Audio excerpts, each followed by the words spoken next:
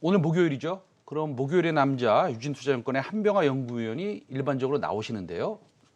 오늘 나오셨습니다. 네, 안녕하십니까. 네. 안녕하세요.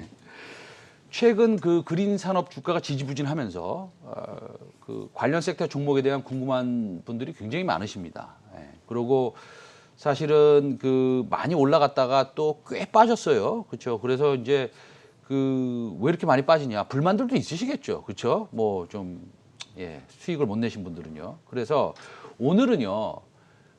방송 시간 내에서 관련 섹터에 대한 그 질문이 있으시면 우리 유튜브 시청자들을 통해서 질문을 지속적으로 받겠습니다. 오늘 5개든 10개든 오늘 받고 넘어가겠습니다. 그래서 그런데 그렇게 좀 질문을 해주시고요.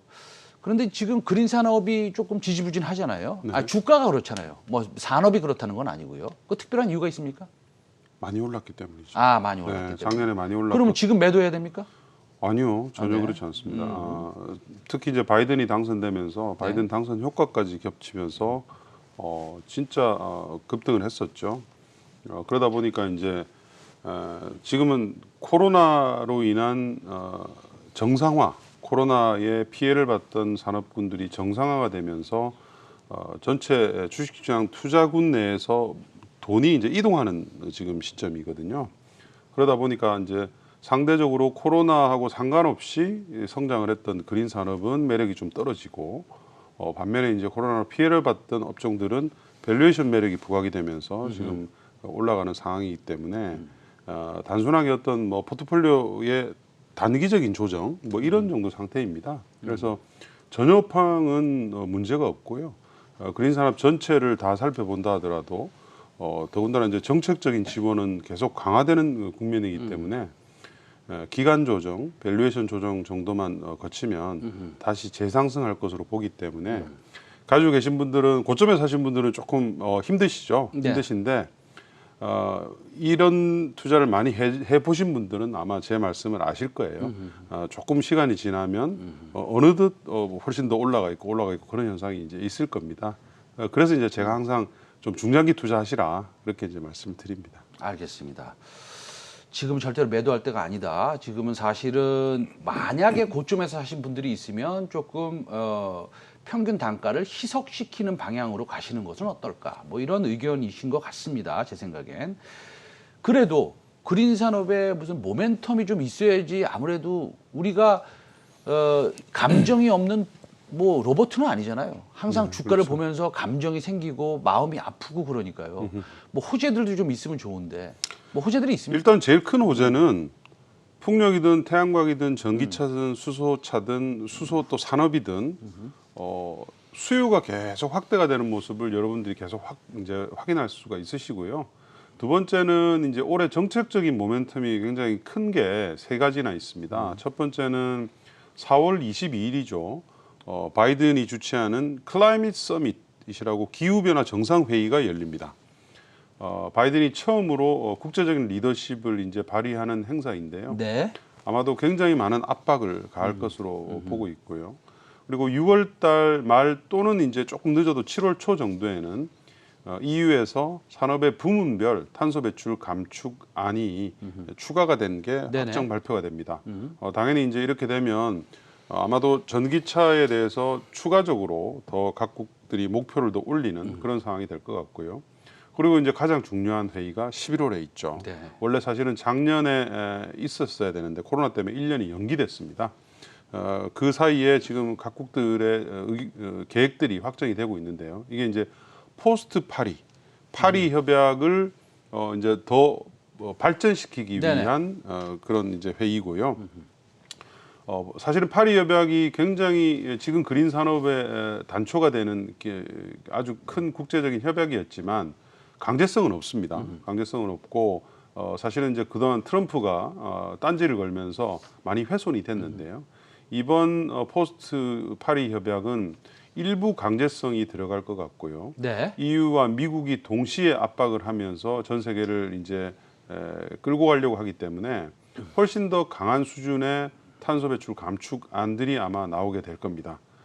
그래서 그린 산업이 한 단계 더 이제 점프업을 할 수 있는 것들이 올해 안에 다 이 세팅이 다 이루어진다 이렇게 보시면 될 것 같습니다. 알겠습니다. 우리 그 한병화 유진투자증권의 연구위원님은 그 현재 에너지 전환 포럼 이사로도 재직하고 계시죠? 네, 뭐 그렇죠? 재직은 아니지만 재직은 아니지만 네, 네, 네. 타이틀을 가지고 계시죠? 네, 그렇습니다. 네, 그렇습니다. 네. 예. 자, 그러면 그 유튜브 채팅창에 이제 질문해 주시면 질문하겠는데요. 제가 제 대신 할게요. 그런데 이 금리가 인상이 아니라 상승이 계속되니까 네, 네. 10년물 금리가 상승이 되니까 아무래도 성장주에 조금 뭐라 그럴까 부담을 좀 주는 것 같고 그 다음에 뭐 과거 풍력주나 태양광 관련주, 수소도 마찬가지입니다. 네. 사실은 수소 같은 경우에는 아직 실적이 나오지 않는 그런 상황에서 주가가 많이 올라가서 지금 조정을 많이 받았는데 앞으로 그럼 오늘부터 예를 들어서 금리가 조금씩 또 올라가더라도 이런 그 정책주 관련에 대해서는 크게 그러면 어떨까요? 영향을 더 미치겠습니까? 아니면 어떻겠습니까? 그러니까 예. 시장에서 이제 금리 상승을 네네. 주가 하락의 이제 가장 큰 원인으로 자꾸 네. 꼽기 때문에 최근에 많이 하락하고 있는 그린주와 연결이 돼서 금리가 상승하게 되면 그린 산업이 마치 위축이 되는 것처럼 저희가 이제 잘못 전달받고 있는 것이죠. 네. 금리 상승과 그린 산업의 수요와는 과거에도 한 번도 연동된 적은 없습니다. 네. 왜냐하면 이제 그린 산업은 정책이잖아요. 정책으로 해서 움직이는 것이고 금리가 조금 인상이 된다고 해서 각국들의 정부가 이런 탄소 배출 감축 정책을 바꿀까요? 그렇지는 않습니다. 과거에도 보면 리만 사태 그리고 유럽의 재정 위기가 왔을 때 단기간에 금리가 크게 스파이크가 됐었죠. 근데 그 당시에도 단 한 번도 풍력 태양광의 설치량이 거기에 연동을 받은 적이 없었고요. 오히려 미국과 중국의 지원 정책들의 변화에 따라서 굉장히 들쭉날쭉합니다. 근데 이제 그런 것들이 다 굉장히 성장시키는 쪽으로 확정이 되어 있기 때문에 뭐 금리 인상이 아주 괴멸적인 경제 파괴적인 네네. 침체가 오지 않는 이상은 특별하게 변동이 없을 것이다. 이제 그렇게 보고 있습니다. 알겠습니다. 지금 그 우리 한병화 위원께서 지난 6개월 동안 계속 나오시면서 언급하셨던 종목들이 이제 실적들이 나오는 것들이 좀 있어요. 네. 그래서 이제 실적들이 나오는 것들이 있는데 우리가 실적을 보면 영업이익 300억이구나. 그래서 순이익이 240억이구나. 이렇게 이제 편하게 볼 수 있는 종목들이 있어요. 그런데 우리 질문이 좀 들어왔는데요. DI 동일의 이번에 4분기 영업이익이나 순이익이 이해하지 못하게 약간 복잡하게 나왔다는 거예요. 네. 그거 DI 동일의 4분기 실적이 이게 호재입니까? 악재입니까? 분석을 좀 해주셔야 될 것 같아요. 호황제는 아닌데요. 네네네. 왜냐하면 이게 그 회계의 그 기준이 바뀌었어요. 네네. DI 동일의 가장 큰 그 자회사인 네. 그 라코스테를 판매하는 회사가 있습니다. 네네네. 동일 드박네라는 회사가 있는데 네, 라코스테 회사요. 지분율이 네. 50%거든요. 네네. 기존에는 이거를 회계법인들이 연결 자회사다고 해서 네네. 연결 매출액과 영업이익에 넣어서 이제 발표를 했는데 네. 새로 바뀐 감사인은 네. 아니다 이거죠. 이거는 네. 관계 회사다고 해서 50%나 들고 있는데요? 그러니까요. 그래서 뭐 저는 그 기준을 잘 모르겠습니다만 네. 이거를 연결 매출액과 영업이익에서 빼고 뒷부분 이제 관계사 손이익에서 지분법 손이익으로 넣게 됐어요. 물론 지배주 순이익 기준을 보면 전혀 바뀐 건 없습니다. 바뀐 건 없기 때문에 아무 얘기도 아닌데 어쨌든 그것 때문에 착시 현상이 있었는데요. 네. 그거를 이제 환산해서 보면 지난 4분기는 서프라이즈급이었습니다. 실적이. 원래 4분기는 서프라이즈급이었다. 왜냐하면 지난 4분기는 사실은 원래 비용이 많이 떨기 때문에 제 개인적인 추정치는 지배주주 순이익이 거의 제로였거든요. 네네. 근데 환산을 해보면 네. 한 50억 근처가 나온 것 같아요. 네, 그래서 굉장히 서프라이즈급이었고요. 네네. 이제 이렇게 되면 네. 배터리용 알루미늄 방 매출액 비중이 굉장히 높아지겠죠. 영업이익에서 영업이익에서 차지하는 사실은 비중이 차지하는 비중이 그 라코스테 영업이익 때문에 그렇죠. 작았었는데 네네. 라코스테 영업이익이 순이익단으로 내려가니까 그렇습니다. 그 영업이익에 차지하는 DI 동일의 알박 영업이익이 굉장히 높아진다는 말씀이십니까? 그럼요. 예. 뭐 최소한 30에서 많게는 한 50% 사이를 분기별로 왔다 갔다 할 것 같고요. 그럼 갑자기 방직 회사에서 2차 전지 회사로 변하는 그렇습니다. 겁니까? 뭐 그렇게 볼 수도 있을 뿐더러요. 최근에 이제 어쨌든 이 회사가 영위하고 있는 여러 가지 소비와 관련된 업종들이 네. 지금 너무 좋습니다. 너무 좋아서 네네. 뭐 여러분 뭐 소비주들 많이 사셨잖아요. 최근에.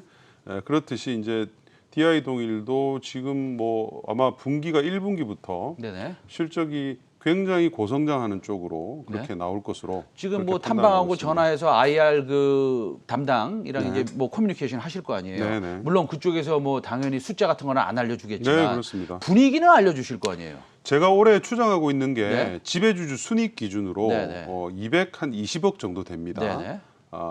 근데 아마도 현재와 같은 추세가 되면 300억은 충분히 넘어갈 수 있지 않나 싶고요. 그러면 PER 기준으로도 네. 10배 초반 정도밖에 안 되고요. 12배, 네네. 3배. 네. PBR은 뭐 0.6배니까요. 네네. 뭐 이런 배터리 회사는 없죠. 이 전 세상에 세계에. 없습니다. 네네. 네, 알겠습니다. 아까 그 TY홀딩스 질문하신 분이 그 성함이 어떻게 되시죠? 춘희님이 TY홀딩스. 아니 이 TY홀딩스 저도 공부 열심히 해봤는데 좋은 회사인데 네. 한 의원님 TY홀딩스는 왜 주가가 이렇게 안 갑니까? 좋은 회사인데. 글쎄요. 이게 아무래도 네. 저기 인지도가 네네. 좀 많이 낮죠. 아하. 사실은 뭐 세워진 지도 얼마 안 됐고 기관들도 아직 포트에서 안 담은 기관들이 대부분이고요. 근데 제가 돈이 만약에 여윳돈이 많이 있다면 그냥 편안하게 사놓을 것 같습니다. 아하. 왜냐하면 네네. 어떤 나라건 산업화의 제일 끝은 네. 리사이클입니다.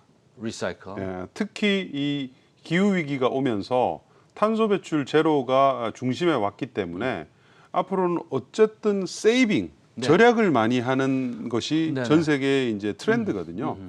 풍력, 태양광, 수소등 만들면 뭐 합니까? 네. 20년, 30년 지나면 네. 리사이클을 해야 되지 않습니까? 네네. 그래서 이제 해외에서는 이게 굉장히 고부가 산업입니다. 고부가 산업이고 해외에서는 굉장히 그러면 그럼요. 밸류에이션도 굉장히 높겠네요, 해외는요. 그렇습니다. 예, 해외는 다 멀티플 PER 기준으로도 대부분 다 20배에서 30배 사이 왔다 갔다 하고 있고요. 근데 이제 TY홀딩스는 재밌는 게 네네. 매립을 할 수 있는 이 공간이 네. 많은 회사가 네. 사실은 이 리사이클 회사에서는 좀 경쟁 우위죠. 네네. 근데 다른 폐기물 업체들 대비해서 월등히 많은 부지를 확보하고 있습니다. 매립이 쉽다 이거죠. 그렇습니다. 예, 아하. 그래서 앞으로 한 10년 이상은 계속 성장할 수 있을 정도로 매립지를 확보하고 있어서 네. 가지고 있는 TSK 코퍼레이션의 아마 가치가 네. 한 3, 4년 후면 또 아마 더블업 이상 돼 있을 것으로 그렇게 보고 있습니다. 근데 그 말씀하니까 그 시청자 여러분들이 조금 설득이 되시는 것 같아요. 내가 여윳돈이 있으면 TY홀딩스 좀 사서 오랫동안 가지고 있겠다. 예. 여윳돈이 있으시기를 바라겠습니다, 한 의원님. 예. 네. 그 마지막 질문인데요. 질문 굉장히 심플합니다. 예. 셀트리온 지금 네. 담아봐도 될까요? 어떻게 생각하십니까? 네, 뭐 저는 충분히 지금 담아봐도 될 주식이다고 이제 그렇게 보고 있고요. 많이들 이제 오해하시는 게 백신이 나와서 완전히 집단 면역이 생기면 네네. 항체 치료제 필요 없는 거 아니냐? 저는 그렇게 생각하지 않거든요. 이번에 코로나 팬데믹으로 입은 글로벌 각국들의 피해가 얼마입니까? 네네. 근데 항체 치료제가 사실은 뭐 몇 조만 들고 있어도 인류가 네. 사실은 초기에 진압을 할 수가 있는 것들이 많이 있거든요. 네네. 그래서 그런 부분들은 조금 너무 항체 치료제를 폄하하는 것 같다. 네. 유럽에 이제 어쨌든 조만간 긴급 승인이 나올 것이고 아마도 몇 개 국가를 통해서는 수출이 일어나게 될 겁니다. 수출이 일어나게 될 거고 충분히 셀트리온과 셀트리온 헬스케어의 펀더멘탈을 아주 긍정적으로 영향을 줄 수 있을 만큼의 매출액이 일어날 가능성이 높기 때문에 우리나라에서만 원가로 보급하는 거죠. 해외 수출할 땐 당연히 그렇습니다. 이익을 내는 네, 것이죠. 네, 당연합니다. 네네. 그래서 저는 1.2조 정도의 수출을 보수적으로 생각을 하고 있고요. 뭐 잘 되면 뭐 2조, 3조도 될 수 있겠습니다만 그 정도만 돼도 충분히 셀트리온의 현재 가치는 더 올라가야 된다 그렇게 보고 있습니다. 알겠습니다. 아이고 시간을 많이 지체했네요. 우리 그 유튜브를 통해서 질문이 많으셔서 그렇습니다. 자, 유진투자증권의 한병화 연구위원 오늘도 감사합니다. 네, 감사합니다. 다음에 뵙겠습니다. 네.